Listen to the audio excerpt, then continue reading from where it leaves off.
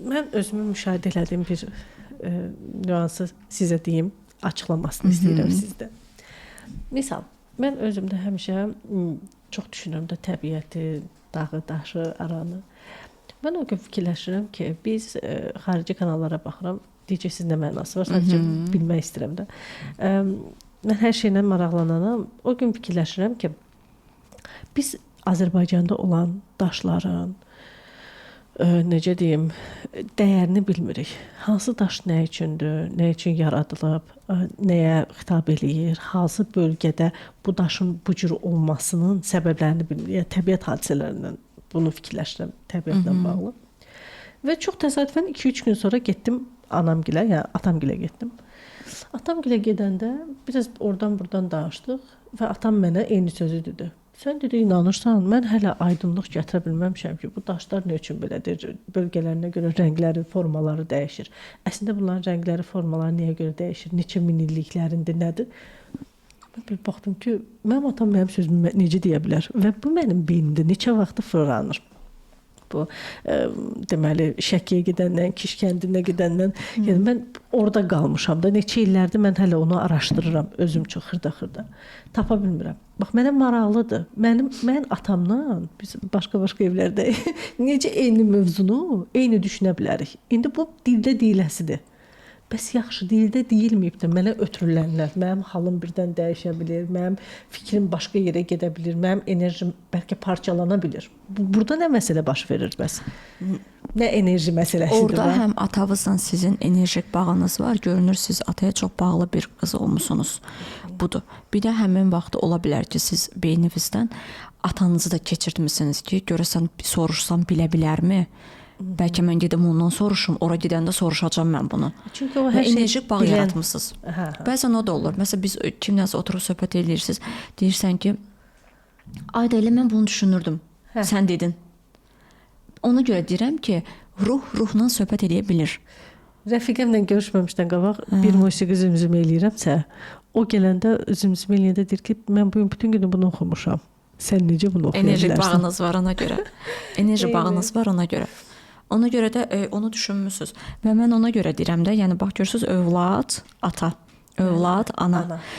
Adi siz, onlar biz eşitmədən də, yəni biz özümüz, uşaqlarımız eşitməsə belə, biz onların ruhları ilə danışıb, ən azından onlara o sevgi enerjisini göndərə bilərik. Axı bizim ətrafımızda aura rənglərimiz var. Bəli. İnanın ki, deyə o uşağın aura rəngini belə dəyişdirə bilərsiniz. Ana-qız münasibətindən bir şey demək istəyirəm. Bu yaxınlarda mənim bir pasiyentim gəldi ki, Gündə xanım, mən anama nifrət edirəm. Ümumiyyətcə o qadını görmək belə istəmirəm. Qız dedi. Hə, ümumiyyətcə görmək belə istəmirəm.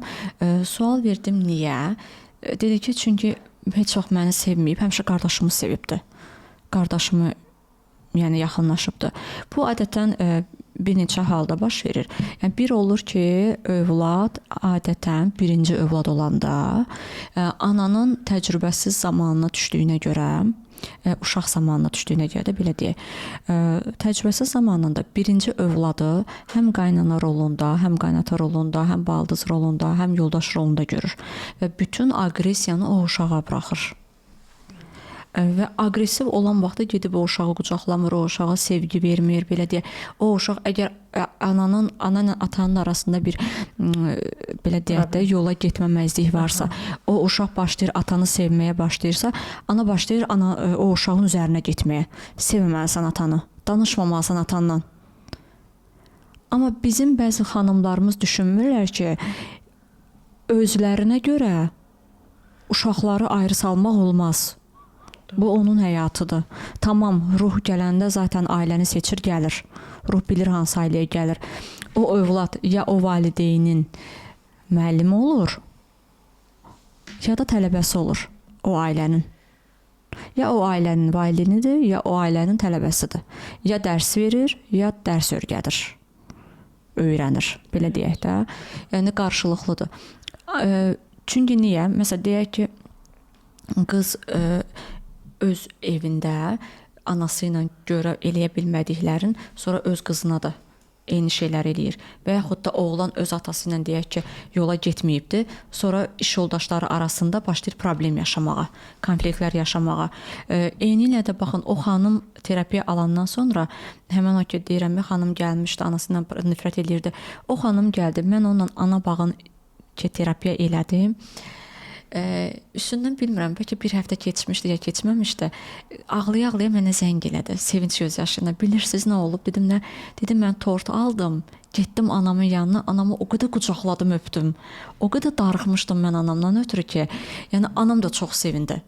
Amma mən ona orada başa saldım ki, əslində bu sənin elədiyin nifrət deyil. Zaten onsuz da biz heç birimiz anamıza, atamıza nifrət eləmirik ki, əgər sevgi görməmişiksə.